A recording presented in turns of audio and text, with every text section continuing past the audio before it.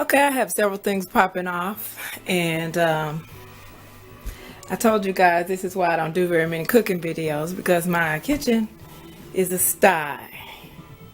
You know, it's clean, but everything is everywhere. I just did a little harvesting because it just stormed tumultuously, and it's going to again in about another hour or so, I suppose. But I have several things going on over here, and I wanted to go ahead and show them to you because some of this stuff is just sitting up here because I wanted to show you before I threw it away. I have a few things going on here. Last night I had some okra. I've been having fried okra for the last 3 nights in a row because they are getting, as you can see, such that they have to be harvested. And okra is one of those things where if you are growing okra, you better darn well have somebody in that house that loves okra, or be seeing some people that you care enough to share with regularly, because you can't leave them on the plant to get too big because they'll get bitter and inedible. And so once they start growing, you have to harvest them pretty much daily. And then once you harvest them, they don't store very well unless you just freeze them. And you still would have to do that on the day to maintain its optimal freshness. So yeah, these are the okra. I wonder if I would probably have to bread them first and then freeze them. And that's how frozen okra is best enjoyed. You know, fresh fried okra. I don't know. I'll have to research that a little bit more. But so yeah, I have some okra here that are ready to be cooked for me. And I've come up with a new way to cook them instead of having to go through the tribulations of cutting them in little pieces, because the little pieces have to be dumped in the egg wash and then into the breading one at a time. And that becomes tedious for someone who doesn't like to cook and is going to have some okra ready on a daily basis. So I'm going to show you how I plan to resolve that. This is sitting over here. This is one of my pimentos, and it's gone bad now. I had it sitting up on the counter. I forgot because I sent my mother some peppers and cucumbers. She's not close enough for me to get her some okra. I have some peppermint tea steeping.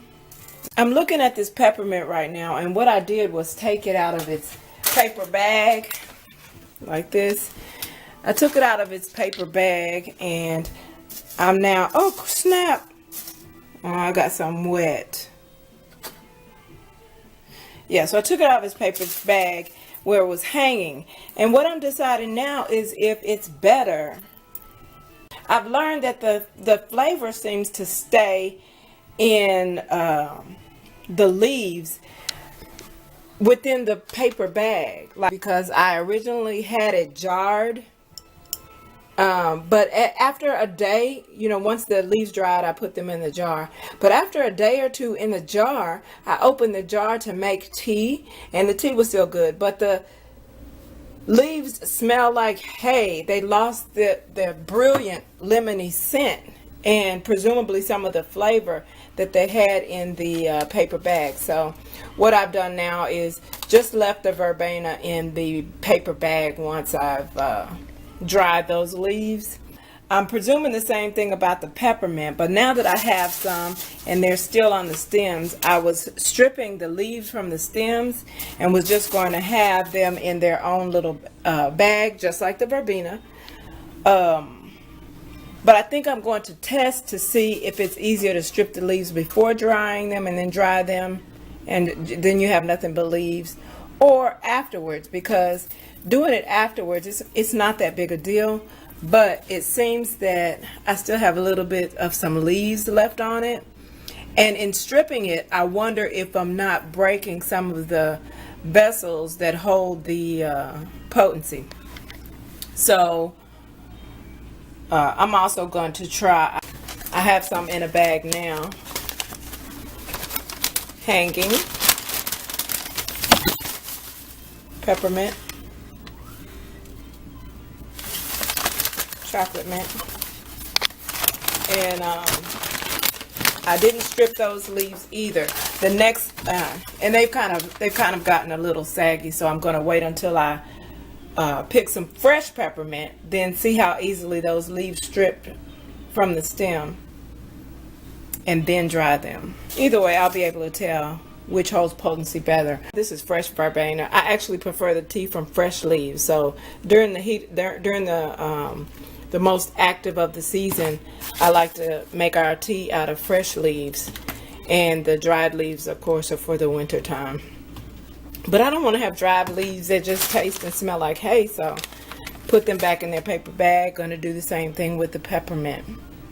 I did harvest seeds from a previous pimento pepper. These two are the two seed pods that I harvested from that sweet onion I was talking about. And I opened one of these,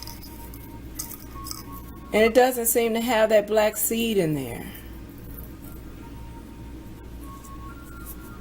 There's no seed. Or is there? There's no seed.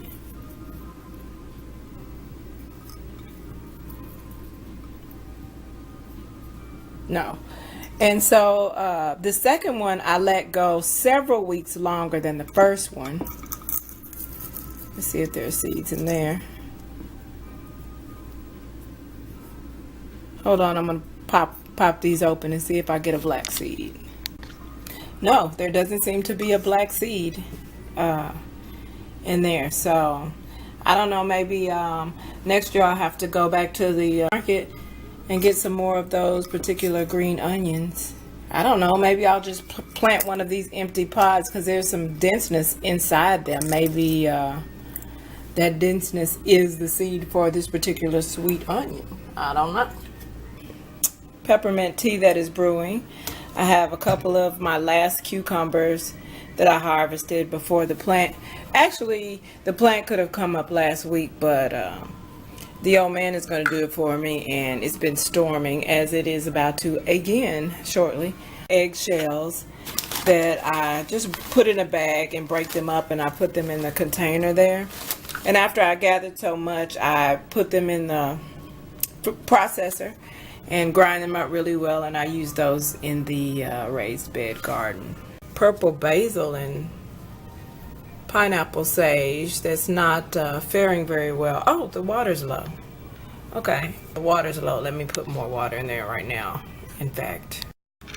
So hopefully that will rejuvenate, and in the meantime I need to go out and there's some more purple basil and pineapple sage that needs to be harvested and dried. And when I harvest and dry them, they will have their own glass jars. I have all of these that I harvested and put in jars themselves. And actually, I'm having the same issue with these. Maybe I should just get some smaller bags. No, I can actually just fold those up and put these in bags rather than these jars, because they seem to be losing flavor in these glasses. There's the purple basil. This is pineapple sage. This is actually cilantro, which I should have learned, which actually should have been my first lesson, because I know that once I dry the cilantro and put it in the jar, it's nowhere near as aromatic or flavorful as when it comes right out of the garden. So, you know, I did like everything else, and this is oregano. I did like everything else, and you know, I use the fresh from the garden during the height of the season, and I have these dried options for the winter time. It came out nice and rich, I think, and delicious. It's my verbena mint tea. Very extremely tasty and fresh and light and lemony and minty. So it's very delicious. So my next effort is going to be to strip the leaves off of the mint first, and then dry the leaves hanging in their bag and see what that tastes like. Because somehow I feel like the less you disturb the leaves until you get ready to actually brew, the better. I think maybe in stripping the leaves off the dry stem, I think it's probably going to be easy both ways stripping it.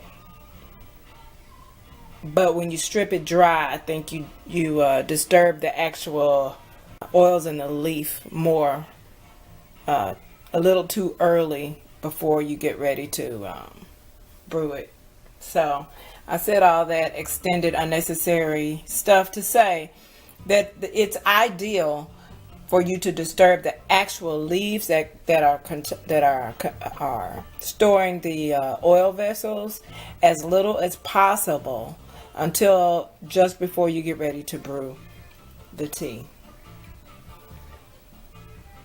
I'll confirm it though in another video that I will edit. This is the only thing I don't like,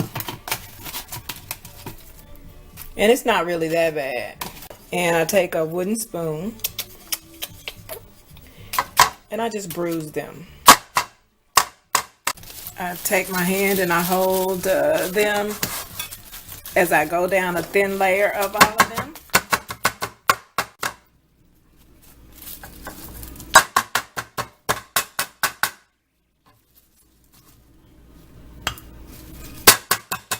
So I'll take those bruised fresh leaves and I will steep them, and this will be plenty enough tea for when we're ready to wind down this evening.